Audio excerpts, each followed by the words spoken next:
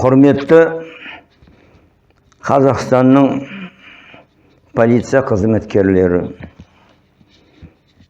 Астананікі бар, Алматынікі бар, Маңғыстау облысынікі бар, Ақтөбенікі бар, Орал, Атыраунікі бар, Жаңаөзен қаласынікі бар. Қазір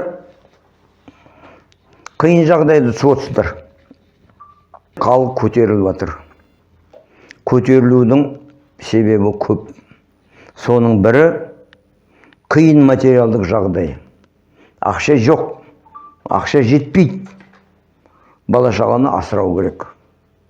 Естіңдер Назарбаевтың сөзін. Баланы туғанда менен рұқсат сұрадыңдар ма деп. Сонда біз төсекке жатқанда Назарбаевқа телефон соғуымыз керек. Нашанжор Назарбаев, мен қатынымның қасында бүгін ұйықтасам бола ма, болмай ма деп. Ол не деген күлкі нәрсе. Ешбір заманда ешбір патша, ешбір басшы ондай дөрекілікті, имансыздықты айтып көрген жоқ. Менен рұқсат сұрадыңдар ма баланы тууға дейді. Қандай күлкілі зат. Міне сендердің балдарың бар. Көбің сендер үйсіз қаңғып жүрген адамсыздар. Үйлеріңіз жоқ. Ауылдан келгендерің бар. Осы жақын арада 2 полковник пен майор подполковниктермен сөйлестім. Үйлерің бар ма дедім. Жоқ аға, пәтер жалдап отырмын дейді. Онда сендер бомжсыңдар ғой, үй жоқсыңдар. Жоқ, бірінші шықпады, жоқ аға, біз бомж емеспіз. Қалай бомж емес, сен қайта тіркеліп отырсың. Мынандай көшеде. Қайда тұрып отырсың? Мынандай көше. Енді қарашы, сен таза бомжсың ғой. Без определенного места жительства деген сөз орысша. Негізгі айқынсыз тұрағында. Тұрағыны өкілсін. Олар көнді, түсінді, күлді. Аға рас екен ғой дейді. Сосын сұрадым кейбіреулер. Қанша айлық аласың?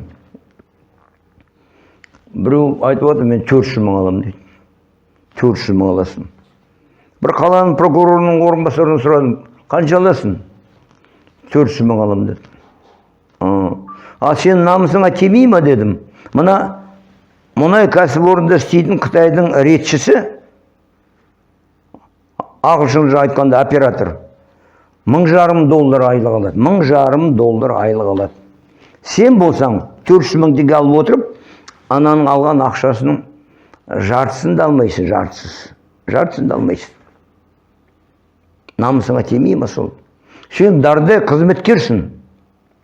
Ойдай қаланың, облыстың ішінде міндетті атқарып отырсың. Бала-шағаң бар бәлем бе. Онысы үй жоқ, үйсіз қаңғып жүрсің. Ана Қытай, оның дайын жатақханасы бар, 3 кезек ішетін тамағы бар. Онысы $1,500 айлық алады. Ол ең төменгі алатын ақшасы. Одан да жоғары алатындар бар. $2,000–3,000 алатындар бар. Ал басшылары Қытайдың, олар $5–6,000 алады. Сол намыстарыңызға тимей ма? Үндемей қалды. Аға, айтуыңыз рас екен дейді, дұрыс. Оны біз қолдаймыз. Қолдасаң, сен неге көшеге шығып, өзіңнің қазақ бауырларыңды таяқпен сабалайсың, неге ұрасың? Сен кімсің? Құдайдың өкілісің ба? Сен асырап отқан халық қой. Мына мен де сені асырап отырмын. Мен салық төлеймін, салықтан сен айлық аласың. Саған айлық ақшаны Тоқаев, Назарбаев, ана миллиардер бала-шағасы Болат Назарбаев беріп атқан жоқ. Міне біз беріп атымыз ақшаны. Кейіндап, жинап, сен сол ақшадан айлық алып отырсың. Сөйтіп отырып, сен ақша беріп жатқан адамыңды өзің таяқпен, шоқпармен біт-біт шығарып ұрасың, сабайсың, соғасың. Неге? Сен қандай құқығың бар? Бәріміз де Алланың құлымыз. Сен бол, ана жай қарапайым малшы болсын, көше сыпырушы болсын. Ол да сен сияқты адам. Ол да бір әйелдің қазақтың ішіне шықты. Қазақтың ұрығынан жаратылды. Неге сен оны ұруың керек? Саған ондай билікті кім берді? Саған Назарбаев ондай билікті берген жоқ, айналайын. Сосын есіңде болсын. Дейім әр полиция қызметкеріне, әскер адамына. Жауап беретін уақытың келеді бір кезде. Мен 91 жылы тамыздың 20-сына 24-іне дейін Ельциннің қасында Ақ үйді қорғадым. Рудскойдың тобында болдым, Москва өзенінің астындағы. Өтеберісті қорғауға, туннель дейді ғой, немісше, қорғауға. Сонда шиеленіс біткеннен кейін Ельцин билікті алғасын, отырып, бірден айтты, мына халыққа күш көрсетуге бұйрықты берген аудан полицияның, милицияның басшыларының, қызметкерінің аты жөнін маған әкеліңдер деді. Онда аудандарында көбісі генерал-майор, генерал-лейтенанттар. Себебі Москваның кейбір аудандарында 1 миллион халық тұрады. 1 миллион. Генералдар, генерал-майорлар, генерал-лейтенанттар. Сосын көбісі сотталды. Қызметтерінен айырылды. Кілең алған погондарынан, орден медальдарынан айырылды. Сотталып кеткендер де болды. Бір күні сендерде осылай жауапқа тартыласыздар. 17 жыл қазан төңкерісі болғанда Ақ патшаның қаншаны жандарм қызметкерлері, әскер қызметкері сотталды, атылды, халық жау болып кетті. Бір күні сендер солай кетіп қалмаңдар. Естіп жатсыздар ғой. Көкшетауда, ана жерде, мына жерде милиция адамдары жігіттерді ұрып, ақыры ұрғандар дәлелденіп, олар сотталғандар. Сендер де сақ болыңдар. Жақыныңа қол көтерме. Басқа жерде сенің жақыныңды осылай төпеп атқан шығар. Уақытында еңбек ақысын бермейді, зейнет ақысын бермейді, жер мәселесін шешпейді, бала шағасына балабақшаның орын бермейді, мектепте қорлық көрсетеді. Ауруханаға емделе алмайды бар, емделуге барса бәленбай ақша сұрайды. Міне сонда күш салдар полиция қызметкерлері.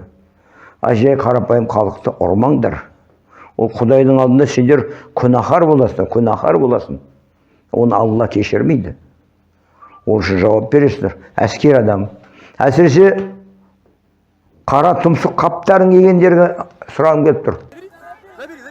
Қара тұмсық қаптар кигендерге беттерін жауып. Ол анау крестоносцер заманына келетір. Шіркектерден.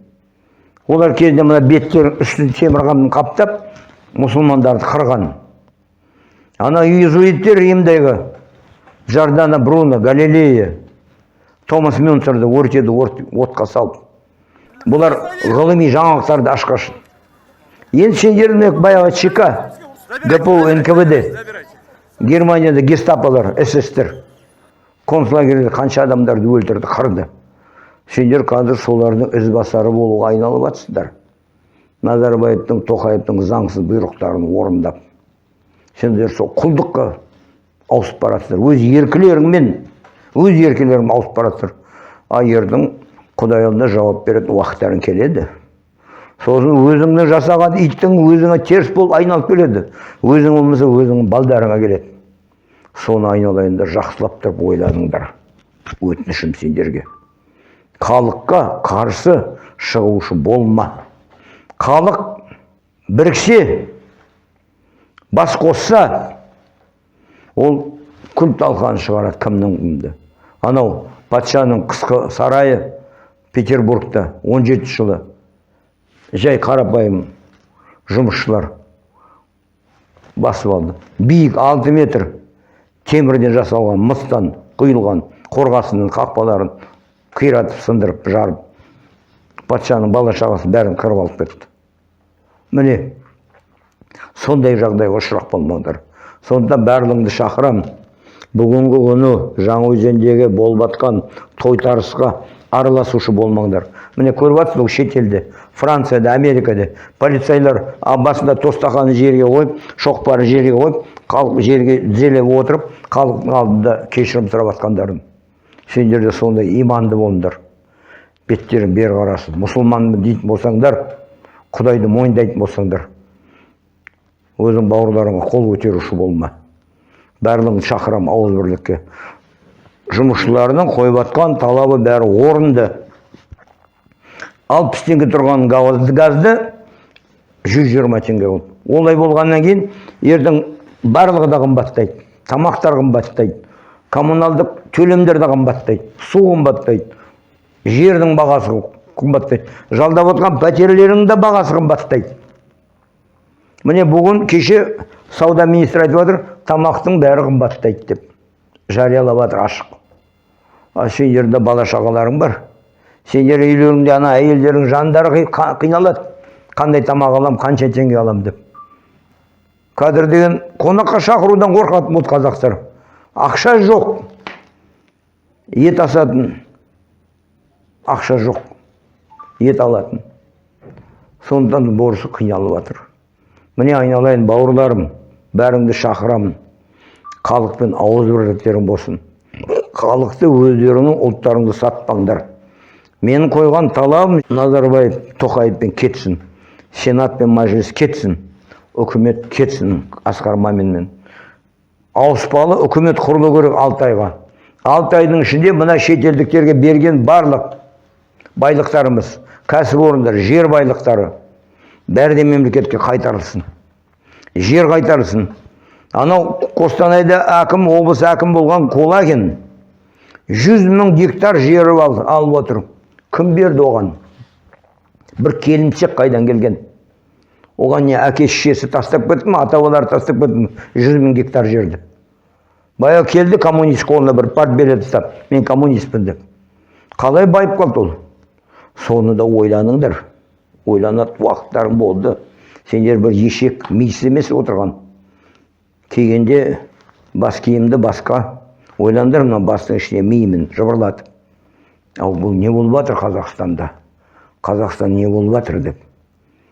Қазақстан құрылса сендер де құрыйсыңдар. Егерде бізді Қытай басып алса, естіп жатсыздар ғой ана Қытайды.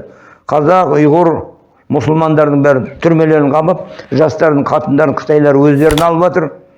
Еркек пен кемпір шалдардың бәрі түрмеге отырғызып жатыр. 3 жылдан отырады кем. Жоқ дегенде, кем дегенде. Сонда күніге 2 рет дәретке барады. 5-10 минуттан артық рұқсат етпейді. Сондай күнге жетіп қалмаңдар. Өздері халқыңдарын ұрам соғамы деп. Мен сендерді осы үндеуім, ауыз бірлікке шақырып отырмын. Бірігейік. Халыққа қарсы шықпайық, өзіңнің қазағыңды ұрмайық, соқпайық.